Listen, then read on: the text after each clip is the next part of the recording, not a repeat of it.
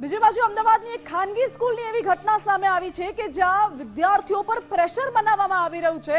વિદ્યાર્થીઓ પાસે જબરદસ્તી બ્રાન્ડેડ મોંઘા શૂઝ, મોંઘી વસ્તુઓ કોઈ ચોક્કસ જગ્યાએથી ખરીદવામાં આવે તે પ્રકારનું એક વિદ્યાર્થીઓ તેમના વાલીઓ ઉપર પ્રેશર બનાવવામાં આવી રહ્યું છે એવી ઘટના સામે આવી છે। ઉદ્ગમ સ્કૂલના સંચાલકો સ્વ બચાવ માટે બેબાકડા બની ગયા હોય તેવું લાગે છે।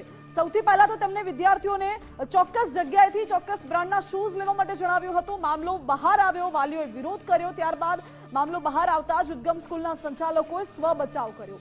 ડીઈઓએ નોટિસ મોકલી, ડીઈઓની નોટિસમાં કાર્યવાહીની જરૂર નથી એવી વાત કરી। ડીઈઓ કચેરીને સૂચનાના અંદાજે જ નોટિસનો જવાબ આપ્યો છે। ગુજરાત ફર્સ્ટના અહેવાલ બાદ સંચાલકોએ ફોટોગ્રાફ્સ પણ શેર કર્યા છે અને શાળા સંચાલકોએ ફોટો સેશનના ફોટો પણ શેર કર્યા। અહેવાલ બાદ વિદ્યાર્થીઓ પાસેથી ફોટો શૂટ કરાવવામાં આવ્યું હતું।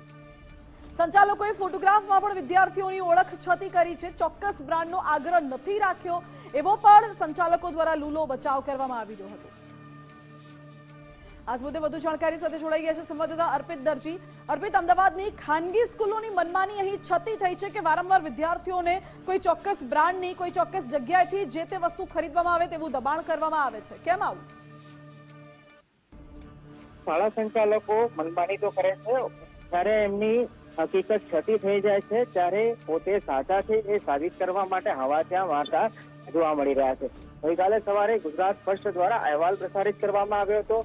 ચોક્કસ બ્રાન્ડના, મોંઘી બ્રાન્ડના શૂઝ નો પ્રિસ્ક્રિપ્શન સાથે વેબસાઇટ પર એમને કયા પ્રકારે ઉલ્લેખ કર્યો છે એ બતાવ્યો હતો અહેવાલ। એ અહેવાલ બાદ જિલ્લા શિક્ષણ વિભાગ પણ જાગ્યું, શાળાને નોટિસ આપી। નોટિસનો જવાબ આજે રજૂ કરવામાં આવ્યો। એમાં પણ મોટી વાતો, દિબાંગો અને ડંફાસ મારવામાં આવી છે અને લિટરલી કાયદેસર આપ જોઈ શકો છો કે ફોટો સેશન કરવામાં આવ્યું, ફોટોગ્રાફી સેશન કરવામાં આવ્યું, જેમાં વિદ્યાર્થીઓને ઉભા રાખવામાં આવ્યા, એમના શૂઝના ફોટા લેવામાં આવ્યા, એમના યુનિફોર્મના ફોટા લેવામાં આવ્યા, એમને જે સ્વેટર પહેર્યું હતું એ એસ્ટાબ્લિશ કરવાનો આખો પ્રયાસ કરવામાં આવ્યો અને એ લોકો દાવો કરી રહ્યા છે કે ભ્રામક વાતો ફેલાવી રહ્યા છે, મીડિયા પ્રકારનો દાવો કરે છે, પરંતુ વાલીઓને ગેરમાર્ગે દોરવાનો ઉદ્ગમ સ્કૂલના સંચાલકો પ્રયાસ કરી રહ્યા છે। કેમ કે જ્યારે ગઈકાલે અહેવાલ આપણે બતાવ્યો હતો એ અહેવાલના આધારે જ એમને નોટિસ આપવામાં આવી। એટલે શું જિલ્લા શિક્ષણ વિભાગ ખોટું હતું કે આ મેટરની ગંભીરતાને સમજીને એમને નોટિસ આપવાની તસ્દી લીધી, એમની જવાબદારી સમજી અને નોટિસ આપી? કેમ કે હવે એમની પાસે કોઈ જવાબ નથી રહ્યો, એમની પાસે કોઈ વિકલ્પ નથી રહ્યો, એટલે ઉલટાનું ચોર કોટવાલ કો દાટે એ પ્રકારનો આખો ઘાટ આ કિસ્સામાં સર્જાયેલો જોવા મળી રહ્યો છે અને એક તરફ ચોરી ઉપર છે સીના ચોરી એ પ્રકારની વાત ઉદ્ગમ સ્કૂલના સંચાલકો કરી રહ્યા છે।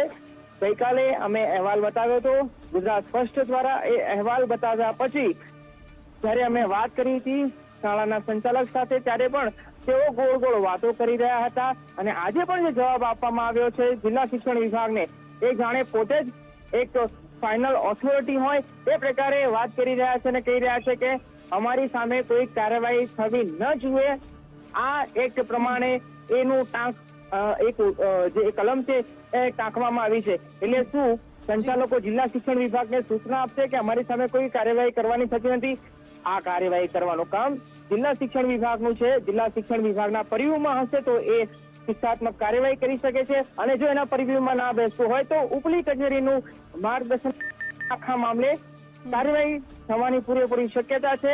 પણ આ કાર્યવાહીથી બચવા માટે ઉદ્ગમ સ્કૂલના સંચાલકો હવાટિયા મારી રહ્યા છે। એનું સ્પષ્ટ ઉદાહરણ, એની સ્પષ્ટ વાત આજે નોટિસનો જવાબ આપવામાં આવ્યો છે અને એમાં ખાસ આખું લિટરલી ફોટો સેશન કરવામાં આવ્યું છે અને પોતે જાણે દૂધના ધોયલા હોય એ પ્રકારની વાત આખી એસ્ટાબ્લિશ કરવામાં આવી છે। જી અર્પિત, બિલકુલ આભાર આપનો। એટલે ખાનગી શાળા દ્વારા શા માટે આ પ્રકારનો દબાણ વિદ્યાર્થીઓ પર લાવવામાં આવે છે એ પણ સવાલ ઉઠી રહ્યો છે। જોકે ડીઈઓએ આ બાબતે દરમિયાનગીરી કરી છે, નોટિસ ફટકારી છે।